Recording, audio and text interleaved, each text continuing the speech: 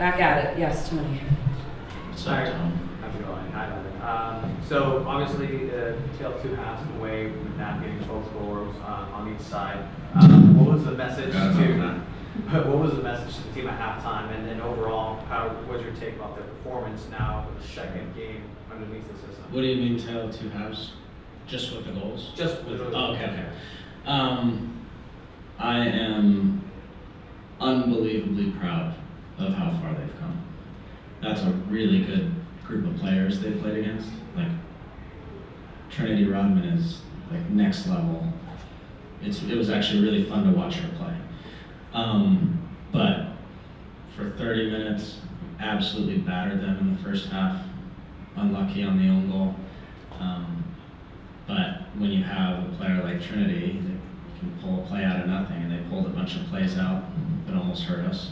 But we were very good on the night. I'm very proud of them.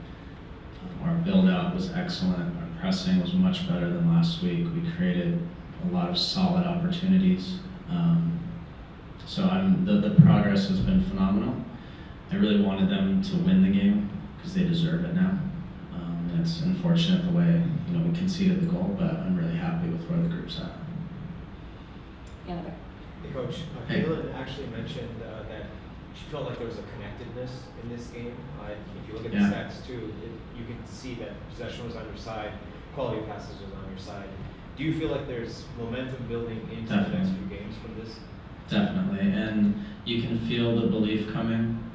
You can feel them getting more comfortable with each other. I could actually say to Jill after the game, the crowd is starting to recognize, like, oh, there's something going on here, which when that starts happening, it's really fun for me to see.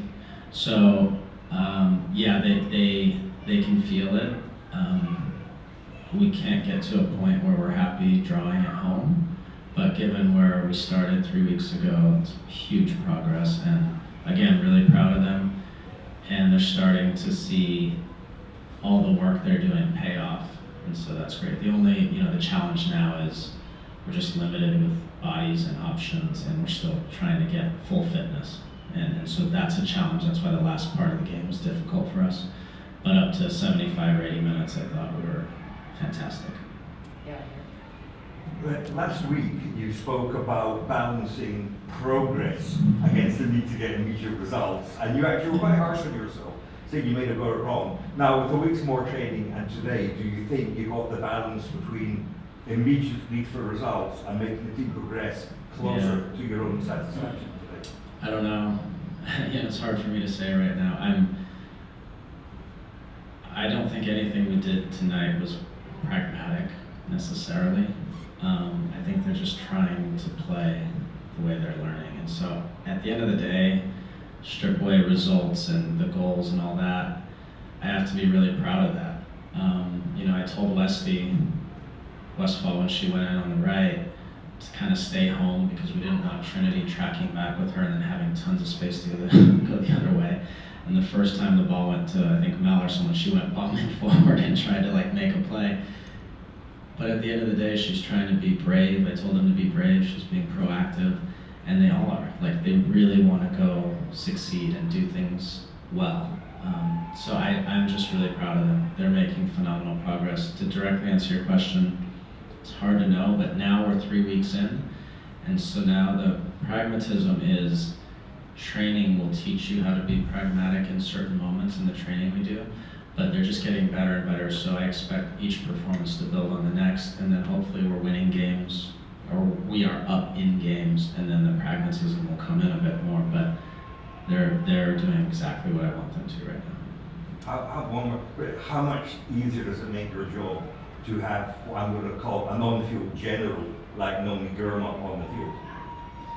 As Bruce Arena used to say, when you have good players, it makes you a better coach. And Naomi was phenomenal tonight. She hasn't played in 10 days, 12 days, and she wanted to train all week. I said, we can take our time. She's like, no, I'm in, I want to play. She was fantastic through 90 minutes, really, really good, and she makes my job a lot easier, that's for sure. Back-to-back home games help the progress of getting the team to play how you want them to play? Good question. I'm not sure. I'm not sure how we are on the road in this league. What I love, I have a theory as to what's going to happen on the road here, because I saw in Panama that they just went for it. There was no fear. And again, against a much weaker opponent, but they just went there and acted like the home team. And we always say, when you go on the road, play like the home team. Have more of the ball, have more chances, be the team that if you didn't know better, you'd be like, oh, that's the home team. That's our identity. It helps when you're at home because the crowd helps and the energy helps, and you can do more of that. I expect when we go on the road, it'll be the same. But it's been the biggest plus has been just having training sessions, and now having this week consistent, next week consistent, the following week we'll have 3 good training sessions before they get to Utah at that point. So just having the training sessions and the consistency is what matters most right now. I wanted to ask a big picture question. You had mentioned earlier that there was a moment that caught your attention. I think I saw the same moment where the thundering chant, "Let's go Wave," got really loud for some reason. 25,000 people in the stadium. Clearly the city still believes in this team. Yeah. Does that put a sense of urgency on your plate, or do you feel a sense of responsibility in this situation, kind of moving forward to the rest of the season? Absolutely, I feel responsibility. I don't feel urgency. There's only so much we can control, and we can't turn this thing around in 3 weeks. This takes lots of time. I've talked a lot about Loyal and how long it took to get to where we got to. There are no quick fixes for franchises and teams in sports. You see it in all leagues. You might get away with it for a year and be successful, and it's a bit of lightning in a bottle, but I want to build something that's sustainable, like we saw with Loyal, where every game, every year, we're competitive, we're near the top of the league, the fans love us, they're connected, the community loves us, and you want to become an institution. And I'm in a unique place in my life where I'm not so crazy hell-bent on the result on the weekend. And I know most coaches are like that, but I see the big picture, I always have. And if it doesn't work out in the end, I'm at peace. But I'm going to give everything I have to grow the whole thing, not just put it all out there for one result on Saturday and risk people and risk injuries and risk who we are as an identity as a club. I'm not going to do that. So everything we do matters. How we do anything is how we do everything. And it has to be how you act every day. You can put it on a PowerPoint and talk about it in a meeting or in the media. That's all BS. You have to live it every day. And so far we've lived it every day, and I'm starting to see a change internally, but also out there too. So last one. When the players comment on the game, commonly I've heard them say, we are disappointed in what we did, we didn't play as well as we thought we could play. Is your challenge mostly at this point psychological as far as helping them, or physical and techniques? All of it. But it is part of it because losing becomes a habit and winning becomes a habit. You see it with Orlando now. They expect every time they walk on the field they're going to win.